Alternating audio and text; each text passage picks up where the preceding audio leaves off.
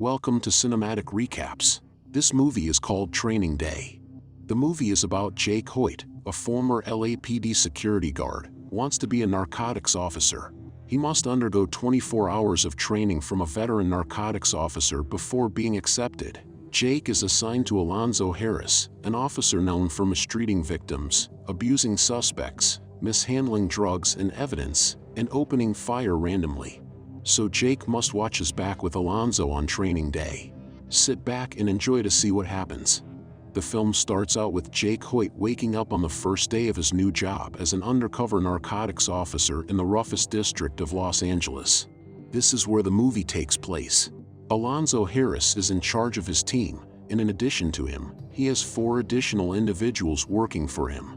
Today, Alonzo is going to take Jake out for a ride so that he can demonstrate the layout of the neighborhood to him and observe how well the younger Jake handles himself when he is under duress.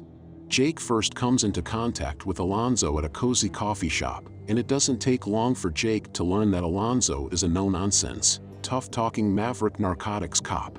We are transported from the ghetto to the barrio, from drug dealers to rapists, over the course of the next few hours. Because he appears to be familiar with every criminal in the world, we gain a lot of knowledge about Alonzo. Even more shocking is the fact that he shares a ghetto apartment with a woman and their child. Behind Alonzo's back, the residents of that particular neighborhood hate the way he abuses his position of control. Jake is also given the assurance by Alonzo that he will be able to speed up his promotion within the department. Jake yells at Alonzo to stop the car as they are driving past an alleyway because he sees a little girl about to be raped and he wants to help her. Because that is not why he is there, he does not intend to come to a halt at any point. Jake quickly exits the vehicle and saves the girl, but not before getting into a vicious brawl with the other 2 individuals first. After Jake has finished kicking their asses, Alonzo appears, puts the 2 men through some brief torture, and then sends them on their way. This takes place while Jake is consoling the girl. Jake sees the girl's wallet on the ground as she is frantically leaving, and he distractedly puts it in his pocket. Alonzo leads Jake to the home of an old buddy of his named Roger, who served with the LAPD for many years but has since retired and is now involved in the drug trade. They bond over a common beverage and a few hearty chuckles. Roger asks Alonzo about an event that took place while Alonzo was recently on vacation in Las Vegas. But Alonzo blows it off and says it's not a problem, so Roger doesn't press the issue any further. Alonzo is able to extort more money and narcotics from the local criminals wherever they go by using his intimidating presence to put them in fear of their lives. At one point, Alonzo holds a pistol to Jake's head while warning him that if Jake had been with a drug dealer and refused to smoke PCP-laced marijuana, he would have been shot. Jake is forced to comply with Alonzo's demand. It is clear that Jake does not agree with what is taking place, but Alonzo explains to him that in order to defend the sheep, you need to kill the wolves, and the only way to do so is to transform into a wolf yourself. Jake does not agree with what is taking on. Jake gets stoned on marijuana and then drives a few miles while under the influence of PCP. They have a lunch meeting with some prominent judges in Los Angeles. But about all we can get from it is that the judges aren't exactly the most law-abiding officials in the world. They also ask Jake about his time in Las Vegas, and Alonzo responds similarly to how he did with Roger, which is to say that he appears disinterested about it. He requests a search warrant from the judges, and the judges grant him the request. After meeting up with the other 4 members of the unit, Alonzo and Jake, armed with the warrant, burst inside the modest residence. It turns out that Roger owns the mansion, and he has $4 million hidden somewhere in the floorboards. Alonzo and his crew have decided that each of them will get $1/3 from the stash.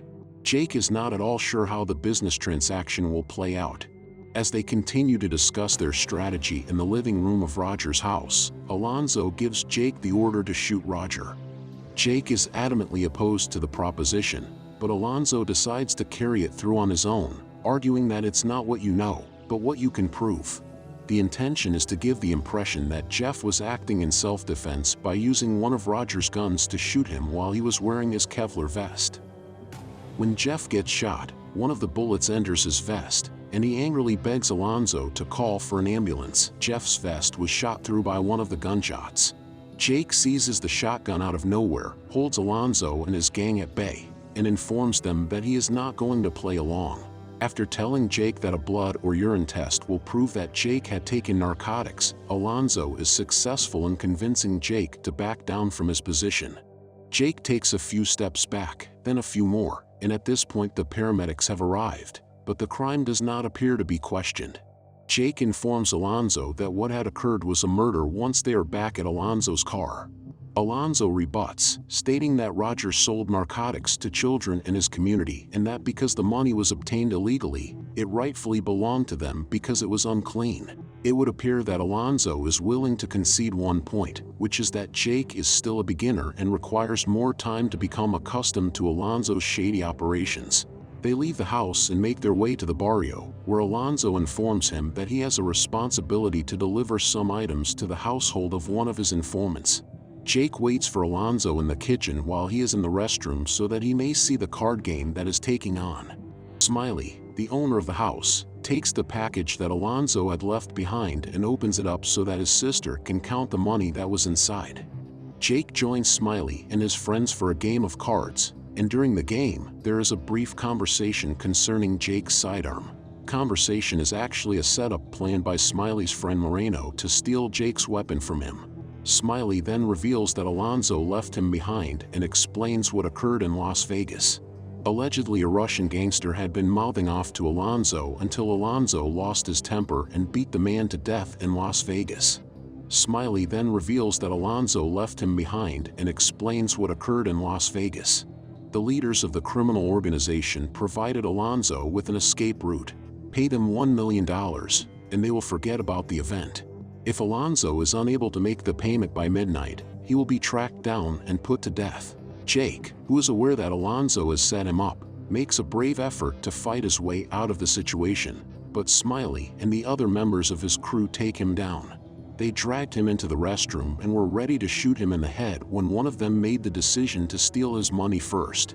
The pink wallet that he retrieved from the scene of the rape earlier that day can be seen emerging from his pocket.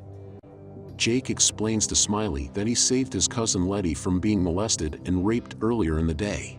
Smiley becomes enraged and demands to know how Jake obtained the wallet. Smiley makes a call to Letty, and during the call, Letty verifies Jake's story. As a reward for helping to save his cousin, Smiley makes the decision to let Jake go free. After hopping on a bus, Jake travels out to the most dangerous neighborhood in South Central, where Alonzo is staying, and confronts him just as he is preparing to hand over $1 million to the Russians. There is a gunfight that continues for the next 5 to 10 minutes inside the house, on the roof, and across the surrounding neighborhood. In the end, Jake tricks Alonzo into crashing his car, which knocks Alonzo unconscious for a little while. Jake forces him to exit the vehicle and then holds a gun to his head. After he is recovered, he and Jake confront one another in the middle of the street with the other members of the gang around them. Alonzo offers to make very rich man whoever kills Jake, but the other members of the gang are fed up with Alonzo's ego and power over them, so they refuse his offer. Jake takes off with the money, leaving a yelling Alonzo to face whatever consequences may result from his actions. After getting into his car, Alonzo began driving in the direction of the airport. His vehicle was brought to a stop by a number of vans, and as soon as the Russians who were equipped with firearms emerged, they opened fire and killed him. Jake gets home. We hear newscasts about the murder of a highly respected narcotics detective who was killed while investigating drug trafficking at the airport.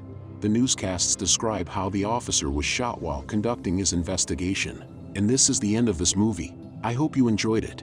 Make sure to like, subscribe, and turn on the notification bell for daily updates of movie recaps like this. Comment what movie you want next. Thanks for watching.